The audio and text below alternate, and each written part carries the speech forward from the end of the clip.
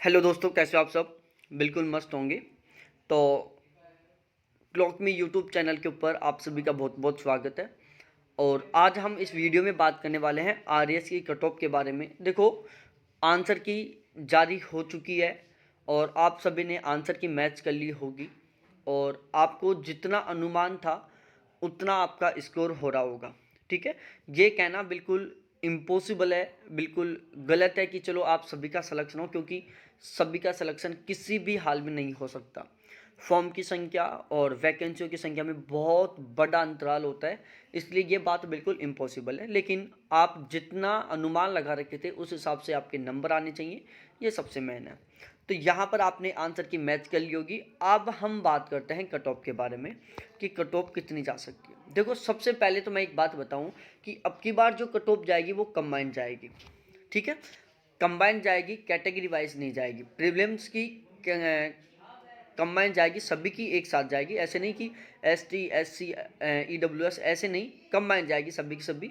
लेकिन ध्यान रखना, जब ओवरऑल रिजल्ट आएगा ना, वो कंबाइंड नहीं जाएगा, वो बिल्कुल अलग अलग कैटेगरी वाइज होगा। ये प्रीलिम्स की जो कट ऑफ है वो स्टार्ट वाली कंबाइंड निकलेगी। अब इसका कारण क्या है, देखो यहाँ पर मैं थोड़ा सा आपको रिकॉर्ड चेक करवाता हूँ। यहाँ पर जनरल की यदि हम बात करें तो जनरल में टोटल वैकेंसी है 270, जिसमें से 101 है फीमेल की। प्रीलिम्स क्वालिफाई करेंगे 15 गुना का। ठीक है, तो 270 का 15 गुना होता है 4050, मतलब 4050 कैंडिडेटों का टोटल, जनरल के कैंडिडेटों का प्रीलिम्स क्वालिफाई करेंगे, जिसमें से 1170 महिलाएं होंगी। आप लेस कर लेना, कितने पुरुष बचते हैं वो पुरुष रहेंगे। ठीक है, बाकी पुरुष में और भी महिलाएं शामिल होंगी। ये पुरुष इतने कंपलसरी, महिलाएं इतनी कंपलसरी, भाई 1170 तो महिलाएं क्वालिफाई करेंगे ही। बाकी जो सीट बच रही हैं वो जनरल की हो गई, वहाँ पर लड़कियां भी शामिल हो सकती हैं और लड़के भी शामिल हो सकते हैं। तो ये कहना बिल्कुल गलत है कि बाकी लड़कों की बचेंगी, उनमें लड़कियां भी क्वालिफाई कर सकती हैं। ध्यान रहे, यहाँ पर 1170 तो कन्फर्म है, इतनी तो लड़कियों का पास होगा ही प्रीलिम्स। बाकी जो अंतराल है, ये 4050 सीट है, ये पूरी पूरी लड़कियों की भी हो सकती हैं और इनके अलावा बाकी सारी जो बची हुई हैं वो लड़कों की भी हो सकती हैं। ठीक है, अब हम बात करते हैं ओबीसी के बारे में। देखो, ओबीसी में टोटल सीट है 132, जिसमें फीमेल की है 51। ओबीसी में टोटल प्रीलिम्स क्वालिफाई होगा 1980 का, जिसमें से फीमेल का होगा 765 का। इसी तरीके से यदि मैं बात करूं एससी में, एससी में टोटल नंबर ऑफ सीट है 124, जिसमें से फीमेल की 40 है। और यदि हम इसका 15 मल्टीप्लाई करते हैं तो 1860 आता है, मतलब 1860 एससी के कैंडिडेटों का प्रीलिम्स क्वालिफाई होगा, जिसमें से 600 महिलाओं का प्रीलिम्स क्वालिफाई होगा। अब हम थोड़ा फिर आगे बढ़ते हैं और एसटी को कवर करते हैं। एसटी में नंबर ऑफ वैकेंसी 111 है, फीमेल की 38 है। 1665 टोटल एसटी के कैंडिडेटों का प्रीलिम्स क्वालिफाई होगा, जिसमें 570 कौन होंगे, फीमेल होंगी।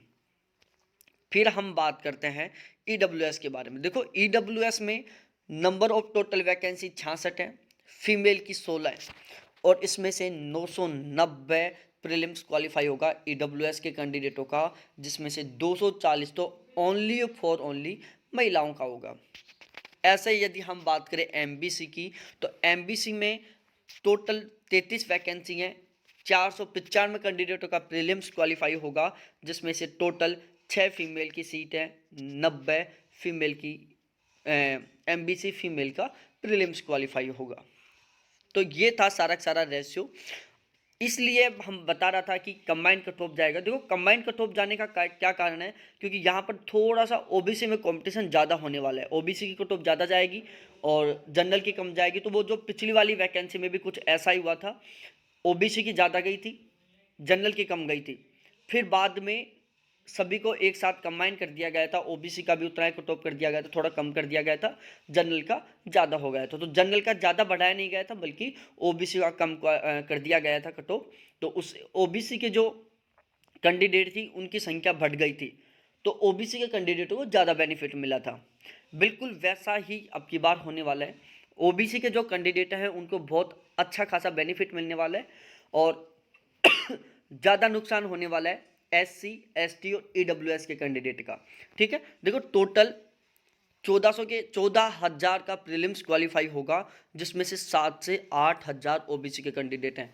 आपको पता है कि OBC के जो कैंडिडेट की संख्या है वो बहुत ज़्यादा होती है।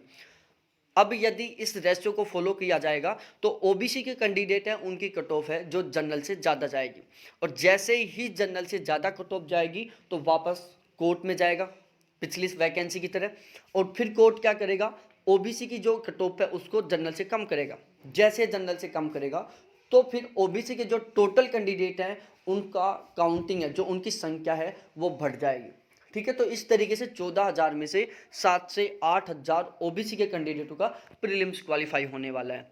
ठीक है, और इसका सबसे बड़ा नुकसान उठाना पड़ेगा SC, ST और EWS के कैंडिडेटों को। ठीक है, तो ओबीसी की कट ऑफ कम होने की वजह से क्या होगा, ओबीसी के कैंडिडेटों की संख्या बढ़ेगी, जिसकी वजह से SC, ST और EWS के जो कैंडिडेट हैं उनको थोड़ा सा नुकसान उठाना पड़ सकता है। ठीक है, वैसे नुकसान नहीं, लेकिन नुकसान इस तरीके से कि ओबीसी के ज़्यादा कैंडिडेट क्वालिफाई करेंगे, बाकी कैटेगरियों के कम क्वालिफाई करेंगे।